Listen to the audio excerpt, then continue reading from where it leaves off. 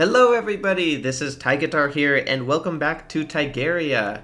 I have been working on it quite a bit actually over the last few months, and so I would like to show off to everyone Tigaria Part 1.2, which includes a bunch of the new display areas that I have managed to add on to the central part of the base here. So I think I'll do a brief overview of the whole base as it stands right now to catch anyone up who hasn't seen it before possibly. So we start in the center. This is the world spawn, conveniently placed right here with some teleporters around and a pylon easily accessible for quick travel to other places. We see three main switches right here. The left-hand one, I'll mention right away, takes us to Downfall, which is the second minigame that I built on the world to explore. The switch on the right-hand side goes to Are You Smarter Than the Guide, which is a Terraria trivia game. We see the signs that walk you through how to play it and everything like that. And then this center switch takes us actually just down below where we're standing right now, which is the crafting and storage area. So those are kind of the main access points right from here. But maybe I'll start by just exploring out from the center hub. Most of these teleporters are not hooked up to anything right now, but they're just here for future possible locations to be added in. If we continue out towards the right side, we have our little welcome house right here. This is sort of the place that you can first be introduced to the world, and it tells you what we currently have. Now, there are also quite a few of these white painted signs through this building and the next one, and these are just entries from my log that I've been keeping of my progress building the base, basically. So you can read through that if you're interested, and you can get an idea of the timeline and how and when I built different parts of the base. If we move towards the outside, we get to this large stone with lots of tree vine sort of wrapping around it. It's a big oval frame around the center core, and we have pathways around it which branch off to the various display areas that I have so far. First off, we have the pet and mount display this way, and let's just explore the framework and get an idea of how things are laid out real quick. Next, we have the tool and weapon display across that way. Up above, towards the center, we've got the boss display, and that takes up sort of the center top part of the base. I also have my signature and world title included right above the center of the main framework here. And then I have a mini map of the base itself right here. So it's a miniature version of everything that's built so far. And you can sort of see how things are laid out from there. That'll probably make more sense at the end here. Here's another pathway towards the other side of the boss display. If we continue around, we have the blocks across this direction, all the blocks and walls over there. We have a little ice cream shop here, which is just included to make sure you get your sweets in as you explore the base. And back towards the center, opposing the welcome building, we kind of have these special tall trees that generated with the world, and a small little tree nature house kind of thing over here. Following down to the bottom right-ish, we've got the painting display. All 173 different paintings are off that direction to see. And if we continue downwards, we see we've got four main black basalt pillars here that actually support the rest of the structure. And between two of them, we've got wings that continue on with my log of base progress. All of these signs have just been filled in to bring us up to date with the current state of the base. Now continuing towards the bottom center, we've got a nice little display of the celestial fragments, just to sort of provide character to the bottom center of the base here, fill in the emptiness. And directly below them, we've got two spiraling staircases that drop us down to the functional part of the base that we saw from the teleporter at spawn as well. So this right here is all of the crafting stations in the game. All of the main ones are accessible right here where I'm standing here, and I've also got some chests with basic materials stocked in here. We also have access to our void vault and safe and piggy bank in that, which is nice. And the less commonly used crafting stations are arrayed in an arc around the outside. We have a secondary hub of crafting right here for potions and dyes and things of that sort right here. Now from the center, there's also this hidden lever right here that takes us to a demon altar with ectomist and the various workstations that go along with that. So this fills in all of the obscure specialized workspaces that I couldn't include in this area right here. We follow down below, then we get into the storage room. Now, I believe there's 926 chests in this storage room right here, and I've generally organized it with statue labels as well. And I've been using it for quite a while now, and it's served me very well. On the very ends, I've got a little bit of overflow space, and then a teleporter that gives us easy access to the opposite side. So we have a good way of mobilizing ourselves and accessing the different chests that we need to. So that's basically all the functional part of the base right there. Now let's maybe explore in a little bit more detail the different display areas that we have attached. Let's just start off with the pet and mount display this way, as it's a decent spot to start with. And this will mark new additions since my last Tigaria episode, and so all of this will be new stuff. So I built this main house building thingy. I don't know exactly how to classify it. If you want to take your time and pick out all the different pets, then you can do that right here. Then just past the pet building, we've got a large land feature with this pillared, it's not like a gazebo, but it's some sort of an outdoor structure right here. It's got some vines growing through it. We've got all the mounts organized right here so that you can take them out and actually test them, and that's what this sort of arena area below us is for. We also have mine carts as well up here. You can test them out, ride these rails right here.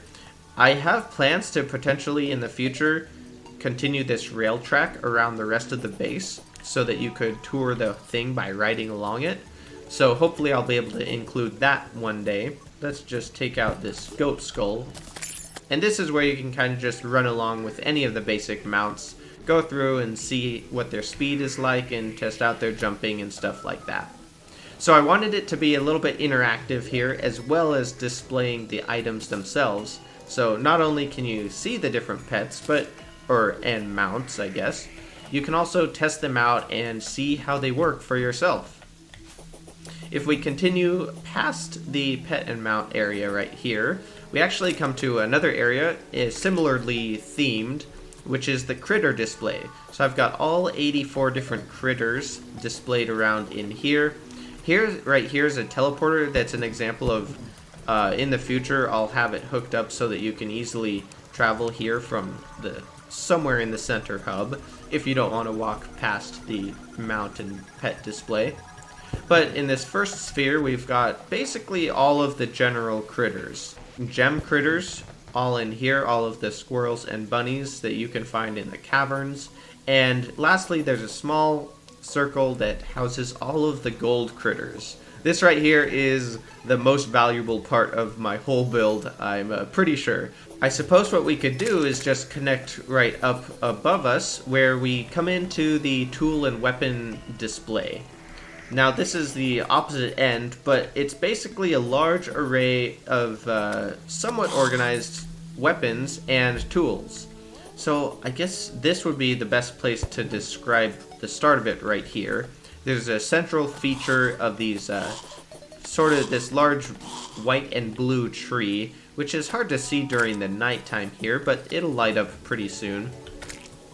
And on the left and right sides, we have these sort of eye-shaped enclosures where we have different categories of items. So on this side, we've got all of the summon weapons right up here on the top, and below it, all of the axes and also explosives, because they combined fit into that space quite nicely. On the opposite side, we've got all the pickaxes and drills up on top, and below are all of the hammers, which also includes some fishing poles. And of course, there are like ham axes that I just kind of had to pick which category they fit better in. If we continue sort of up above that, we've got actual item frames instead that display various miscellaneous tools. So we have a whole bunch of tool-like items, including grappling hooks, wiring stuff, wrenches, the various wands and paintbrushes. We continue up right above the tree. We get sort of to the central part of the up above, and I built some custom weapon statues to display the various classes. We've got a bow, some sort of made-up summon weapon here, a sword, and then some sort of made-up magic weapon here. I wanted to just display each of the different classes, and these weapons actually turned out really cool. I like a lot how they turned out. One of my favorite parts of the build, I'd say. Up here we also have some switches that allow you to manipulate the lighting. You can turn off the different sections, and you can even turn off the lights, the highlight lights for the weapons themselves. We'll continue on where all the main weapons are, and that would be to the right is magic weapons, first off up here, followed by ranged weapons down here. Oh, and I forgot to mention all the different ammo is displayed right here in these item frames. Following below here on the last bit where we started is various miscellaneous thrown weapons. Then if we look towards the opposite side, we've got all of the melee stuff. So starting with swords right here, all the sword type weapons, and it generally is the most advanced weapon is shown towards the center here. The more basic weapons and pre-hard mode stuff as we go this way. So the swords kind of end somewhere in here, and then I've got all of the spear type weapons, followed by yo-yos, flails, and then finally boomerangs. So that pretty much sums up all of the tool and weapon display, and we'll head back towards the center here. Next would be the boss relic display, and the main access for it is right here. And as we go up, we can kind of see that I just made a custom display case for each of the different bosses, basically. And again, they're sort of organized by progression, roughly. Continuing towards the center, we get the more late-game advanced bosses, and the Moonlord is finally right in the very upper center of the whole display. We can continue on the left side, where we kind of backtrack now through the main game boss progression, and we end up right down sort of by the mini-map build of the base. If we take a look at what's actually above the relic display, there is some stuff up here, including the golf club over here. This is where you can sort of just see all the different golf-related items, and I'm hoping in the future to include a sort of a golf course tour of the base, as well as the minecart tour that I mentioned earlier. Above this golf club down here, we get up to the vanity and armor display sections.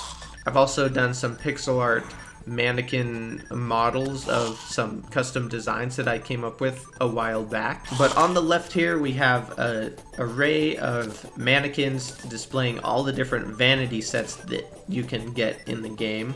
And this arcing structure is kind of what rounds off the top part of the whole base. We approach the center where I have the most important dev sets displayed right here, right above the Moonlord relic. And then on the right side is where all of the armor sets are. There are also a handful of different vanity items, such as the boss masks that fit over here rather than on the left-hand side, just to balance out the numbers. But mainly we see the armor progression laid out over on this side of the arc. Now just below it on this side, where we have the golf club on the left, on the right is a small kite flying park that I installed. you can see all of the different kites that you can get in the game, and you can take them out and fly them here, although on a rainy night they might not fly so well. And the next up would be the block display. So this would oppose the weapon and tool display, and it's the exact same frame structure, but all of the blocks are organized and displayed in the best way that I could come up with.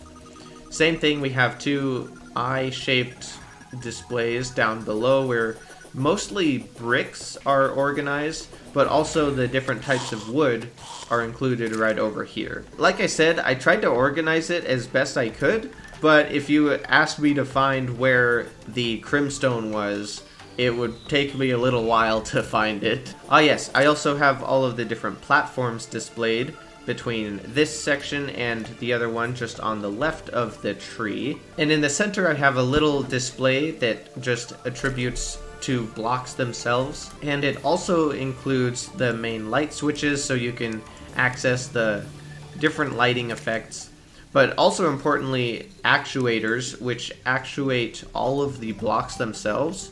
So if you want to do that, you can easily fly through them and not worry about collision. There are a couple exceptions to that though. Additionally, I have monoliths here hooked up to switches so that you can see what all of the blocks look like under various different effects. One of the most interesting effects is definitely going to be the void monolith here, and you can activate that and see how that changes the texture of all the different blocks. And of course the display continues along on the left side over here. Now if we drop down right below this, here is the extent of the current base pretty much here. There's kind of a funny looking staircase that just technically is here to connect it up with the bottom. We can jump into the back door of Guido's paint shop and art studio. So this is one of the things I also built very recently, and it's basically to display all of the different paints in the game. It came out pretty cool. It's a very fun build, and it has a lot of character to it. But it does functionally display all of the different paints that you can get as well, on top of being colorful and fun to play at, I guess. And then if we continue towards the inside once again, we'll actually be coming into the painting display. I haven't yet included all of the labels for the paintings, but I will need to do that sometime soon. But all of the different paintings in the game have their own unique museum to show them off, and they're all themed specifically with basically their origin, how you get to them for the most part. So all of these paintings come from the Traveling Merchant, so I built them sort of a dynasty themed house or museum to display them with. We got all of the underworld paintings right here in this house. This large one right here I call the Modern Art Museum, which basically just shows off the miscellaneous NPC obtained paintings. We'll jump back this direction and catch just the last of the second row, where we have the underground paintings.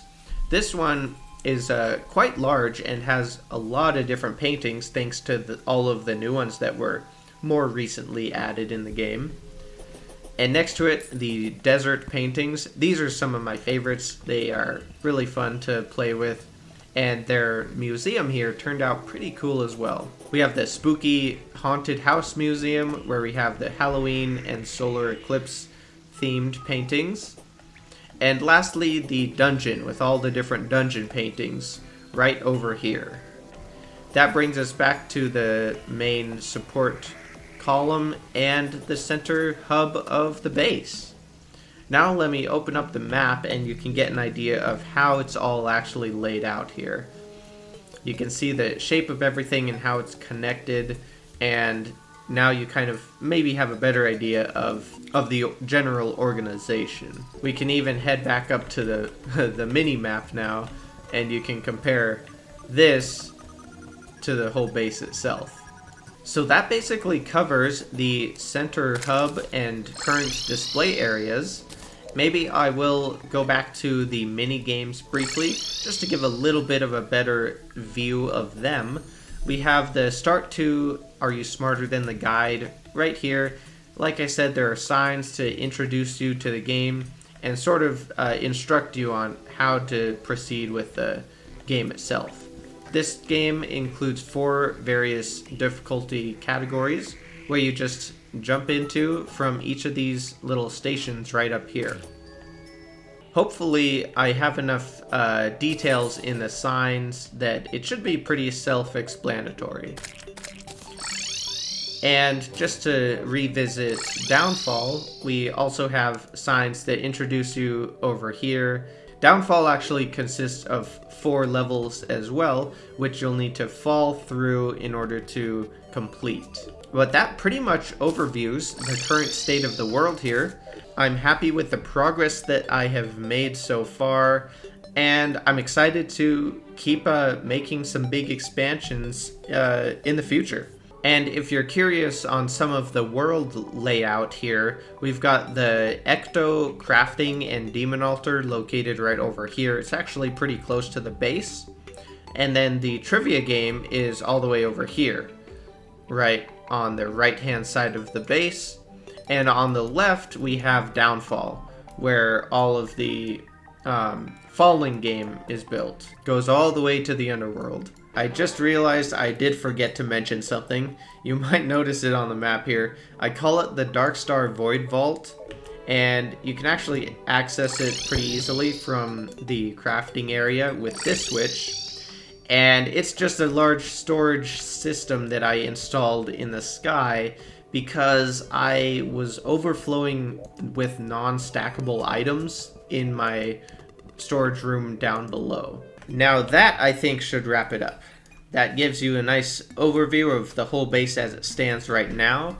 Now, if you're interested in exploring and playing the world yourself, which I hope you would be, you can find it on the Steam Workshop. I will get it updated right after this, and I'll add a link to that in the description. And if you do end up with any issues or other questions, please do let me know. Now finally, I'll include the song of the episode for Tigaria here, and that is going to be Promises, Promises by Naked Eyes. Classic song that I've more recently rediscovered and have been really getting into again.